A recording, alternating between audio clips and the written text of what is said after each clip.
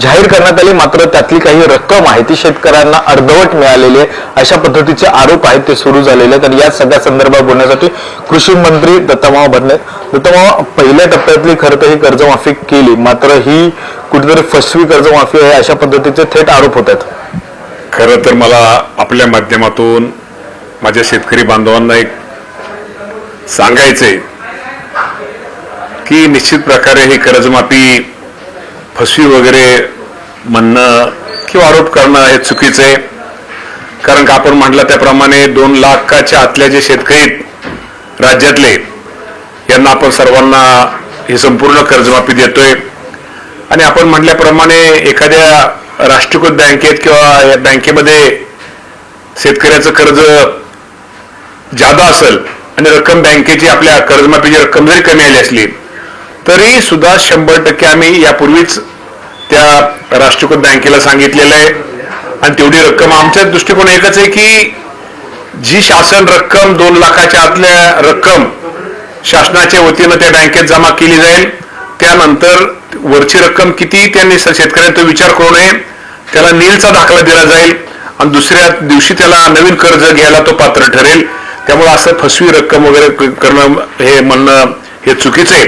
आणि माझी शेतकरी बांधवांना विनंती की या बँकेला आम्ही पूर्वी राज्य सरकारची त्यांची आमची सर्वांची यांच्या बैठका झालेल्या आहेत, चर्चा झालेल्या आहेत, आमच्या अधिकाऱ्यांची चर्चा झालेल्या आहेत. त्यामुळे निश्चित प्रकारे ही फसवी वगैरे नाही. आजपर्यंत आजची तारीख धरली तर आज साधारणतः 17 लाख शेतकऱ्यांची यादी आपण त्याच्यापेक्षा जास्त शेतकऱ्यांची यादी आपण जाहीर केलेली आहे.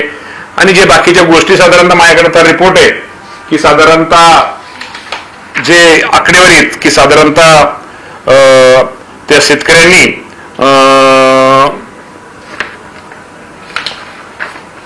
16 लाख आठ पहिली शेतकऱ्यांची आपण 1/4/2019 ते 31/3/2025 कालावधीमध्ये कर्ज वाटप केलेल्या आणि 30 सप्टेंबर 2025 थकीत असलेल्या अल्प मुदत त्याच्या 2 लाख शेतकऱ्यांची संख्या आहे 16,48,000.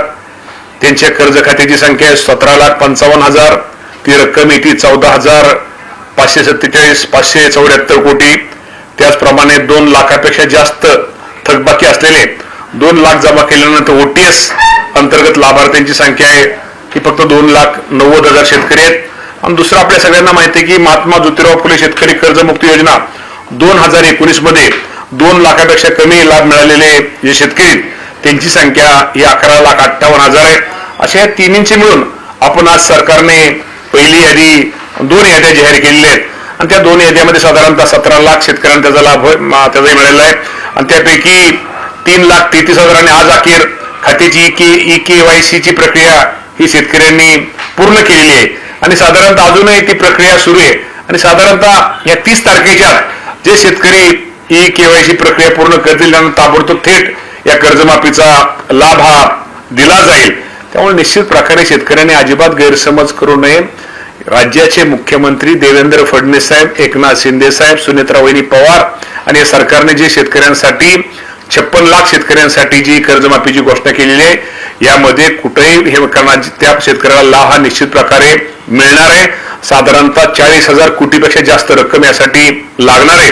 आणि या बाबतीमध्ये कोणी आमचं कर्ज बँक सांगेल 95,000 होतं, 60,000 आलं, 1 लाख 1.25 लाख होतं, 60,000 70,000. हाच प्रश्न आहे कारण की बऱ्याचशा बँकेमध्ये जे आहे जे 1,54,000 वगैरे कर्ज होतं त्यांना फक्त 90,000 रुपये आलेत. अशा पद्धतीच्या घटना घडलेल्या म्हणजे वरच्या रक्कम आलेल्या नाहीये. वरची रक्कम त्या शेतकऱ्यांनी भरण्याची गरज नाहीये. त्या शेतकऱ्याला त्या बाबतीमध्ये नीलचा शेतकऱ्याला कर्जमाफीचा नीलचा दाखला दिला जाईल आणि दुसऱ्या दिवशी त्याला नवीन कर्ज घेण्याला उपलब्ध करून दिलं जाईल. त्यामुळे शेतकऱ्यांनी यामध्ये कुठेही घाबरू नये. कुठल्या बँकेने जर आपला कुठं बँका देत नाहीये म्हणायचं का? बँका देत नाहीत वगैरे काय नाही. बँकेचा तो जरी आकडा असला तर शेवटी तुम्हाला माहिती आहे की राष्ट्रीयकृत बँकामध्ये त्याला आपण काय म्हणतो त्याला ह्याच्याप्रमाणे आपण त्याला सवलतीप्रमाणे त्यांना तर शेवटी हे पैसे त्यांनी पाठिंबा ह्यालाच टाकले होते तर ते उलट राज्य सरकार त्या शेतकऱ्याचे पैसे भरते आणि त्यामुळे बँकेला त्याचा जास्त फायदा चांगला त्यांना आपण बँकेला त्याचा फायदा होतोय.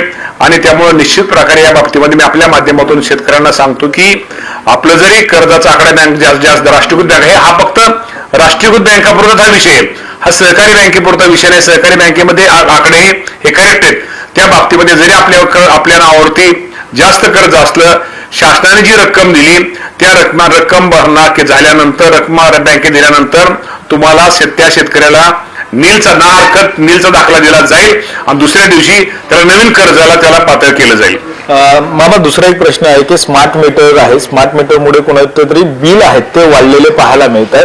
एकीकडे गुलाबराव पटेल असं म्हणतायत की स्मार्ट मीटरमुळे शेतकऱ्यांना नुकसान झालं तरी चालेल, मात्र उद्योग जो त्याला आहे ते नुकसान नाही झालं पाहिजे या स्मार्ट मीटर पासून. कसं बघतं या वक्तव्याकडे? शेवटी स्मार्ट मीटर आपल्याला सगळ्यांना माहिती आहे, या बाबतीमध्ये शेतकऱ्यांच्या किंवा तिथल्या ग्राहकांच्या निरनिराळ्या तक्रारी आहेत. या बाबतीमध्ये राज्याचे मुख्यमंत्री या बाबतीमध्ये निश्चित प्रकारे तपासून शेवटी ही स्मार्ट मीटर आपल्या सगळ्याला माहिती आहे की अचूक बिल यावं हीच खरी आत्म सरकारची जादा त्याला बिल येऊ नये ही सरकारची खरं तर त्यामध्ये कल्पना आहे. आणि या बाबतीमध्ये निश्चित प्रकारे मी आपल्याला सांगतो की स्मार्ट मीटरच्या बाबतीमध्ये काय शंका असतील त्या शंका दूर केल्या जातील आणि निश्चित प्रकारे या बाबतीमध्ये एक नवीन. गुलाबराव पाटील म्हणतात की उद्योजकताला त्याचं नुकसान नाही झालं पाहिजे, शेतकऱ्यांना नुकसान झालं तरी चालेल या स्मार्ट मीटरचं. असं गुलाबराव पाटील बोलणार नाहीत आणि बोललं असेल चुकून अर्थ त्यांचा कुठेतरी आपला वेगळा घेतला असेल, कारण गुलाबराव पाटील पण हे शेतकऱ्यांचे नेते आहेत. त्यामुळे या बाबतीमध्ये निश्चित प्रकारे ज्या त्यांच्या शंका आहेत त्या बाबतीमध्ये काय दूर करणं सगळ्या शेतकऱ्यांच्या असतील किंवा ग्राहकांच्या असतील या बाबतीमध्ये निश्चित प्रकारे विचार केला जाईल. परत गाठीभेटी आहेत त्या पुन्हा वाढलेल्या पाहायला मिळतात राष्ट्रवादीतल्या, कारण की दिल्लीमध्ये पुन्हा या भेटी वाढलेल्या आहेत. प्रफुल्ल पटेल असतील, पार्थ पवार असतील, हे स्वतः शरद पवारांना भेटले. दुसऱ्या दिवशी अमित शहाबरोबरची भेट झालेली, मोदीजींबरोबरची भेट झाली. कसं बघता या सगळ्या गाठीभेटी पुन्हा राष्ट्रवादी एकत्र येण्याच्या चर्चा सुरू झाल्यात? गाठी भेटी तर तुम्हाला सगळ्यांना माहिती आहे की शरद पवार साहेब हे देशाचे नेते आहेत. त्यांच्याकडे कुणी जाऊ शकतं, मार्गदर्शन मागू शकतं, आशीर्वाद घेऊ शकतो. आणि निश्चित प्रकारे प्रफुल्लभाई पटेल, पार्थदादा पवार हे का भेटले ते मला काय माहिती नाही, परंतु पवार साहेबांकडे आम्ही कधीही केव्हा आणि कुणीही जाऊ शकतं. देशाचे पंतप्रधान मोदी साहेबांचे त्यांचे पण जिव्हाळ्याचे संबंध आहेत, साहेबांचे जिव्हाळे सर्वांचेच वेगळे संबंध आहेत. पण दोन्ही राष्ट्रवादी येण्यासंदर्भात पुन्हा चर्चा आहे, तेवढंच निर्माण होताना पाहायला मिळतात. या बाबतीमध्ये मी तुम्हाला सांगतो की शेवटी आमचे वरिष्ठ म्हणून आमच्या अध्यक्षा सुनेत्रा वहिनी पवार आहेत, प्रफुल्लभाई पटेल आहेत, तटकरे साहेब आहेत, छगन भुजबळ साहेब आहेत, ही सगळी वरिष्ठ मंडळी आहेत. आणि शेवटी वरिष्ठ मंडळी जो काय निर्णय घेतील तो आम्हा सर्वांसाठी मान्य असेल. तुमचं व्यक्तिगत मत काय दोन राष्ट्रवादी? माझ्या व्यक्तिगत मतापेक्षा शेवटी आम्ही एखाद्याला नेतं मानल्यानंतर एखाद्या प्रमुखाला आपण सगळे अधिकार दिल्यानंतर त्यांच्या अधिकारामध्ये ढवळाढवळ करणं हे बरोबर वाटत नाही. व्हिडिओ नितीन सह गणेश कडू, सांगतो मराठी, मुंबई.